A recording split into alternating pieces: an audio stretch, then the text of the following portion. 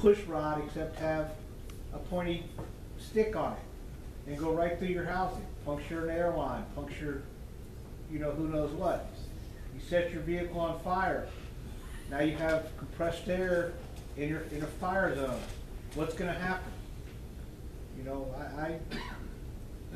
I'd be hard pressed to approve, based on what I've seen now, that to compete, at least with, you know, in the setting that we have, where it's just sitting right there with no protection between your robot and people. AJ, last question. Last question. Take as long as you The young want. lady said something about everyday physics. What's Newton's first law? Huh? Doesn't anyone know what Newton's first law is? For every action, there's an equal and opposite reaction. You're going to push on the other robot, and you just told me that your maximum friction is probably going to be a coefficient of about 0.48.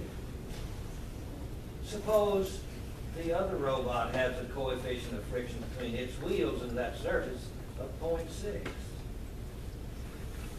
What robot is going to move when you activate your weapon? Ours. Right. Wrong answer, right? That's a wrong What's the answer. correct answer? It's just Right bad answer. plan. Wrong. Bad plan. Wrong expectation. Wrong expectation. That's what's going to happen. So realistically, I think you just need to completely revisit your weapon. My opinion. You know, what's the first rule of Holmes?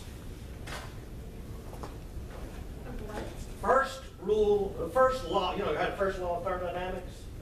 What's the first law of Holmes? H-O-L-E-S. What's the first law of Holmes? When you find yourself in one, quit digging.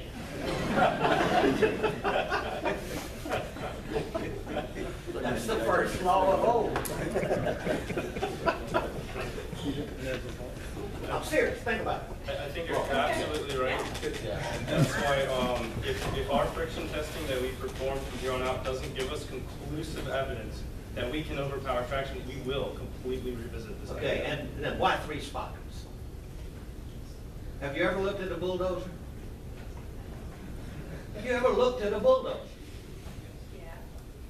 How many sprockets does it have? Couldn't tell you off the top of my head. I mean, you guys are going to be engineers. And with engineers and the design, the devil is in the details. You're supposed to be going through the rest of your technical life thieves. If you aren't stealing ideas, then you aren't doing anything. And you're supposed to be observing everything you see and cataloging it away you might need it one day. That's the reason why when in plants that have trade secrets and they have visiting engineers, they throw tarps over everything.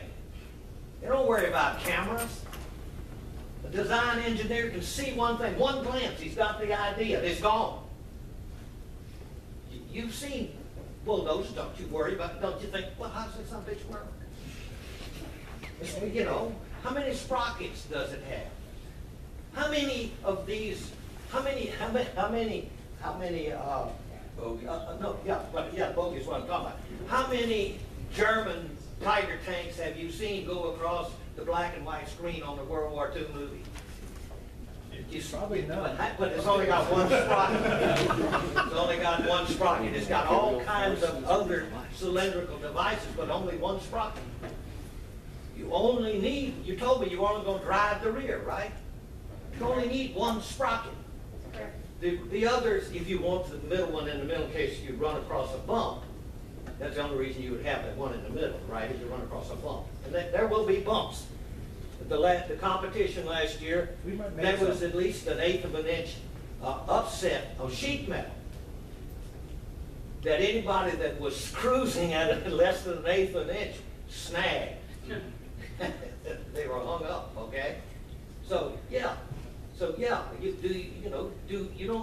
sprockets. The sprockets, having extra sprockets in the chain is just gonna be drag. You can put a wheel in there, there's a groove in there. Look at that chain, there's a place that you can get by with just a wheel. And I thought you were driving in 3 different places. Or maybe you were just driving in the middle. I didn't know what was going on. But anyway, I would seriously check my shovel. Okay. Thank you. All right. Let's thank our speakers.